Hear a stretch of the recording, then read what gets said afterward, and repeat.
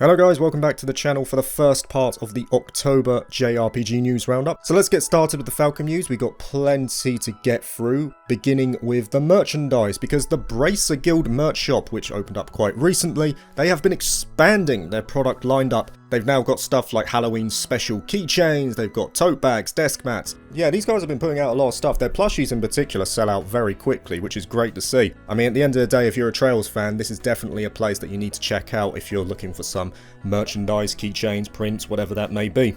Now on to the developer side of things, we're going to be starting with a composer group, an independent composer group called Team Eclipse, because they have welcomed Yukihiro Jindo to their lineup. So Team Eclipse are basically a group of, like I say, independent composers. They're separate from Neon Falcom, but they make game music and compositions of their own. And if you listen to some of their albums, especially the one that they released last year called Shijin, you listen to that and you think to yourself, I'm listening to East music here. You know, they clearly have inspiration from Neon Falcom here. And obviously bringing in Yukihiro Jindo, who is a very well-respected composer from Sound Team JDK, I'm just looking forward to seeing what more stuff they bring out. Like I say, they put out some great stuff in terms of the albums they've already done, and I would strongly suggest you give them a listen. That's Team Eclipse if you want to have a listen to some old-style Falcom music.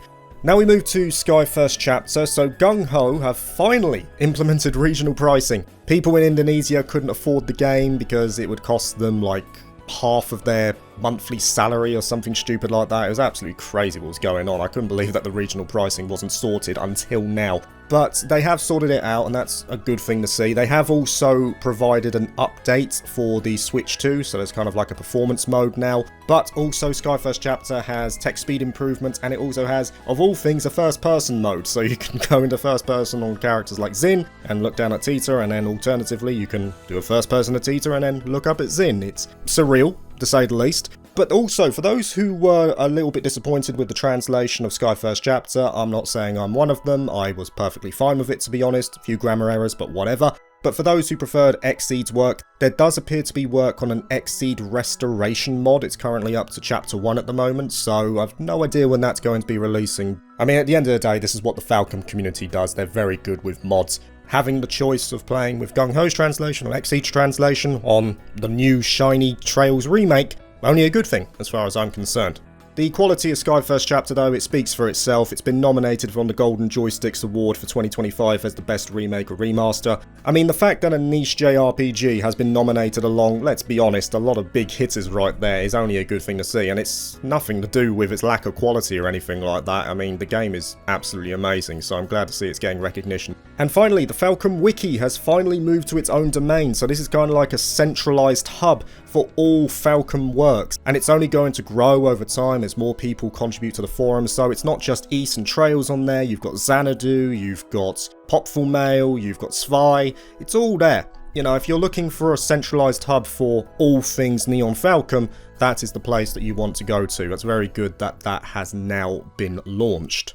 Okay, moving over to the merchandise now for JRPGs in general, so going to be starting with Gust, and where else but a Yumiya scale figure. A new prototype has been shown based on one of her pre-order bonus arts. Like, they're basically going through the whole catalogue of these retail bonus arts at the moment. We don't know what the price is, we don't know when it's going to release, but the fact that there's a prototype, it's going to be coming out, you'd say, in probably the next 6 months or something like that.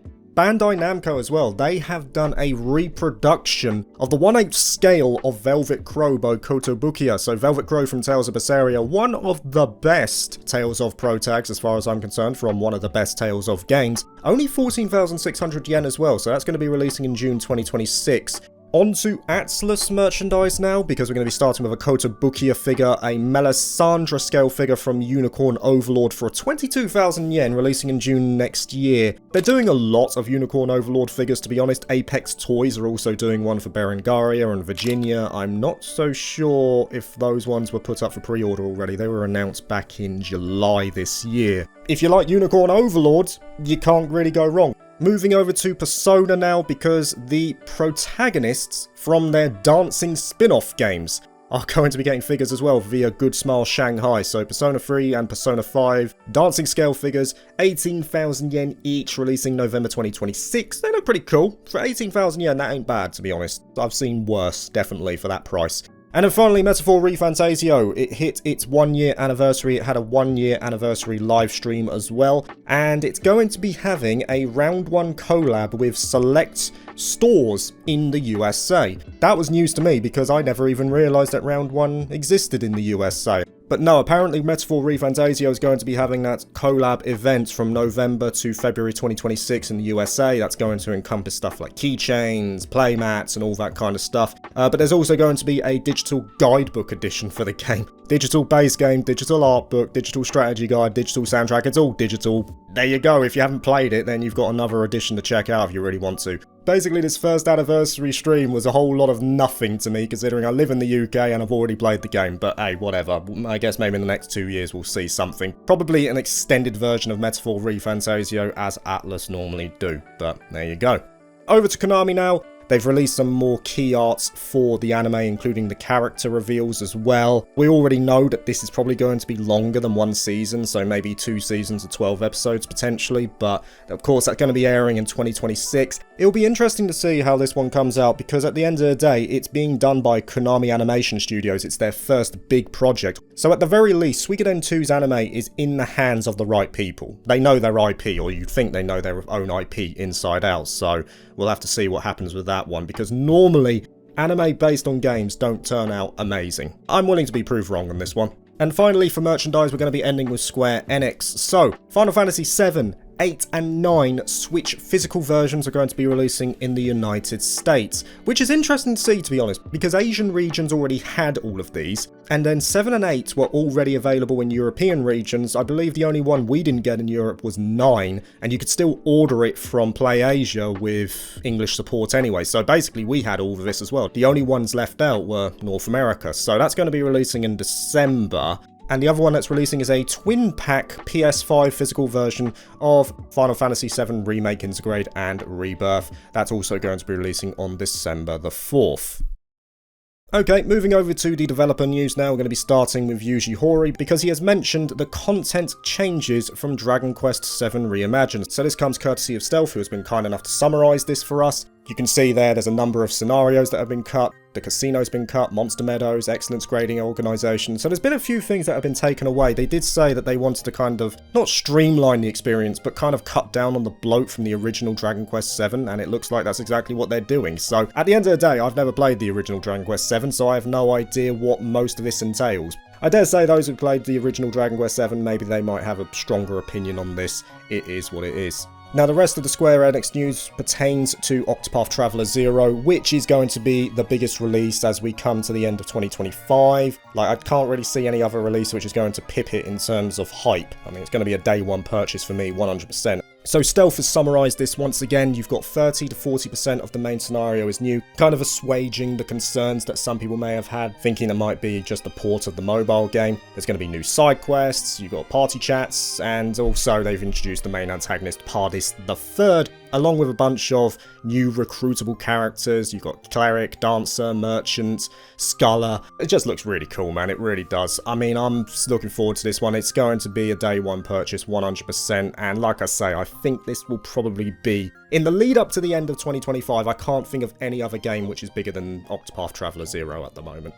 Okay, on to Sandfall Interactive now, because Clair Obscur has been nominated for quite a few awards, via the Golden Joysticks Award as well.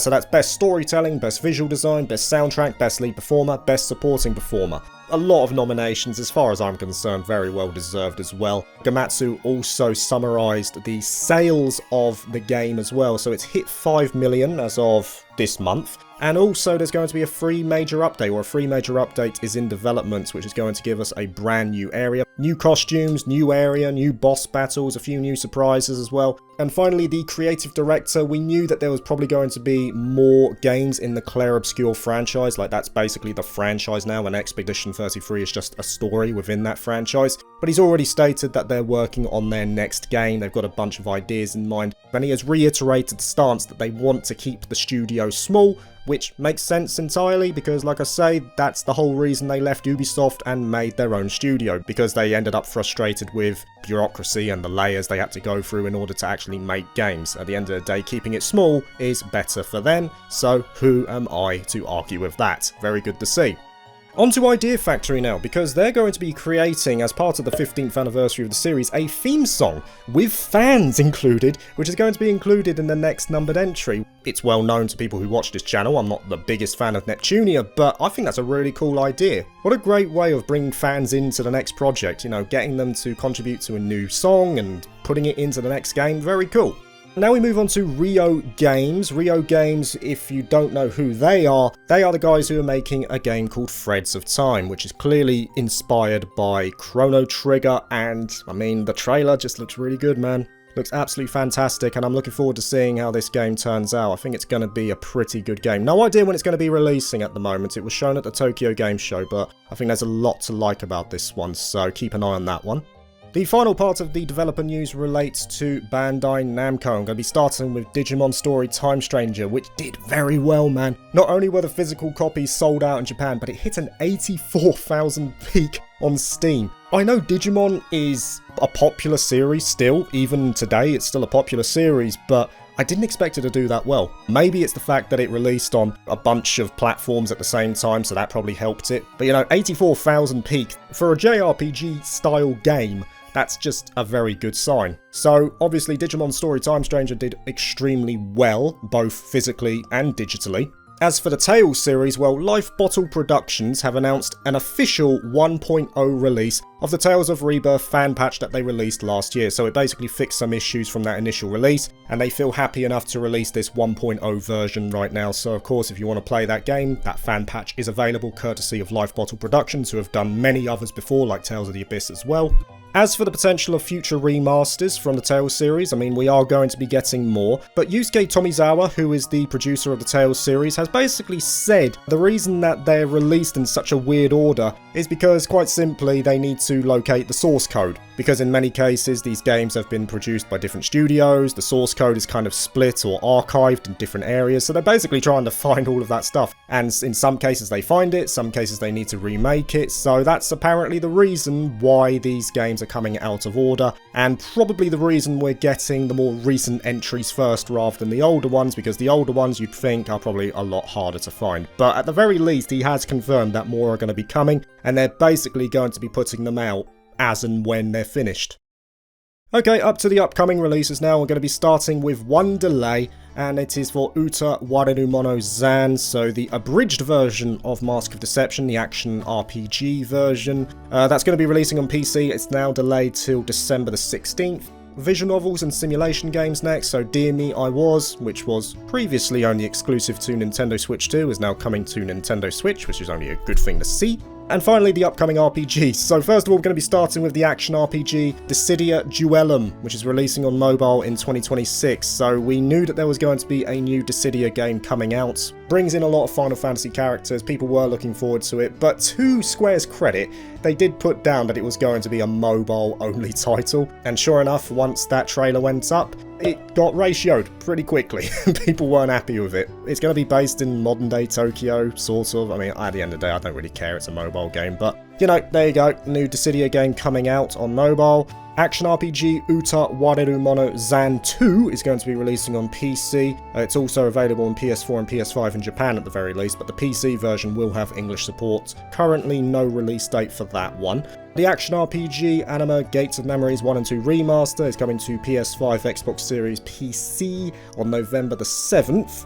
An action RPG called Maid of Salvation. Why is it always maids? I don't know. Like, it's always battle maids, but whatever. An action RPG, Maid of Salvation, coming to PC October the 22nd. The turn-based RPG Stray Children, of course, one of my games that I'm looking forward to at the end of this year, is going to be coming out at the end of this month, October the 30th, for Nintendo Switch and PC. Dungeon RPG Mado Monogatari Fear and the Wondrous Academy is going to be releasing on PC in 2026. It's already available on PS4, PS5 and Nintendo Switch. Good little game, this one. I quite liked Fear and the Wondrous Academy. I thought it was quite a cute game. Doesn't take itself too seriously. It's colourful, a little bit clunky in certain areas, a little bit repetitive as well. But no, I quite like this one. I think this is a good game, so definitely worth checking out if you get the chance.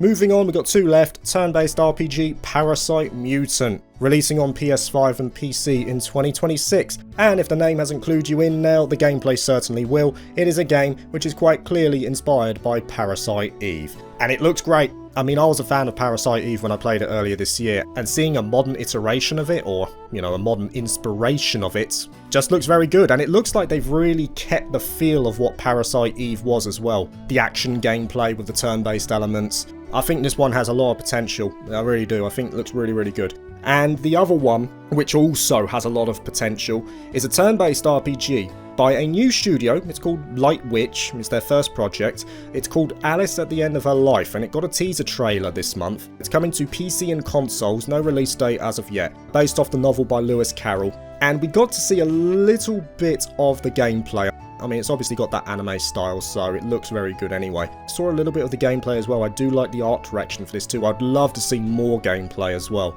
This one does look awesome. I know that a teaser trailer can only say too much, but I do like the look of this one. It's got a kind of eerie feel to it in terms of what they're going for. The premise of the story sounds quite interesting.